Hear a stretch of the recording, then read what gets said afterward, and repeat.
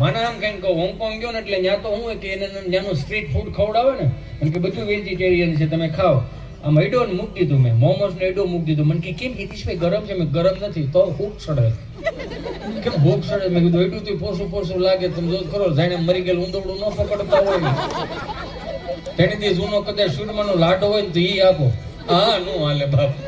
દુનિયાના કોઈ પણ ખૂણે જાવ. હમણાં એક મારો દોસ્તાર મારી પાસે મને કે તે જિંદગીમાં ધોઈ પડી ગઈ. કેમ? કે 35 વર્ષનો છો, 35 વર્ષમાં મને બધાય કઢી ખાઈને મોટું કર્યું.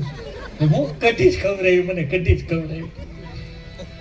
મેં કીધું ઠાકી ગયો કઢી થી? કે હા. મેં તો ફઈને ઘેરે વિયો દા બેદી વિયો જાય સ્વાદ ફેર થઈ જાય એટલે પાછું કઢી થી ચાલુ. ફઈને ઘેરે ગયો બે દી પાછો આવ્યો. બાબુ સુનો સોળતો કે ભાઈ અમારા કરમ ફૂટલાય છે તો આ ઘરમાં જન્મ લીધો હોય. કેમ? એ કે ભાઈ ની ઘેરે ગયો ને તો એને નવા ઘઉંનું જાદરિયું બનાવ્યું હતું તો જાદરિયા હેરે કઢી. તો માસીન ઘેરે રહ્યો લા. માસીન ઘેરે ગયો વળી પાછો આવ્યો. કેમ? નહીં ભેગું થાય. કેમ?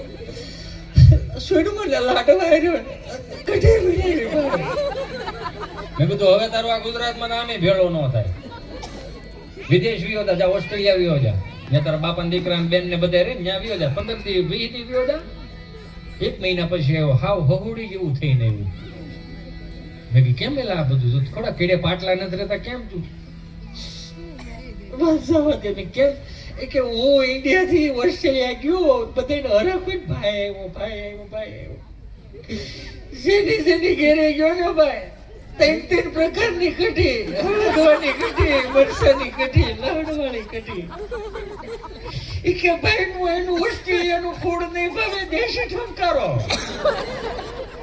પછી તો હું ઠેકો મેં કઢીને પૂછ્યું કે હે કઢી આ વિઝા પાસપોર્ટ મારી પાસે હતા તારી પાસે ક્યાંથી આવ્યા? કે મારી મોર પોગી આયા.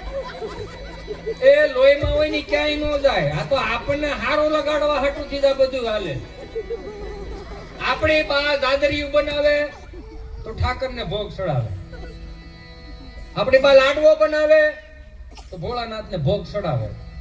આપણી બા હારા ચોખા ચડાવે, ચોખા બનાવે તો હુરાપુરાને ચડાવે. અને આપણે મોડર્ન જમાનાના ફૂટલી પાણીપુરી બનાવી શું કરી ફેસબુકમાં ચડાવો ને, ઇન્સ્ટા મૂકો ને, ગ્રુપમાં મૂકો. ગ્રુપમાં એટલે બધાને ખબર પડે આપણે શું ખાધું. હવે તમે હું ખાધું એ ગામને ખબર પડી જતી હોય તો વિચાર તો કરો મારો રામ ભલું કરે તો આવનારી પેઢીઓને આપણે કંઈક દેતું જવાનું. પેલા ડેલીની ઉપર લખતા અતિથિ દેવો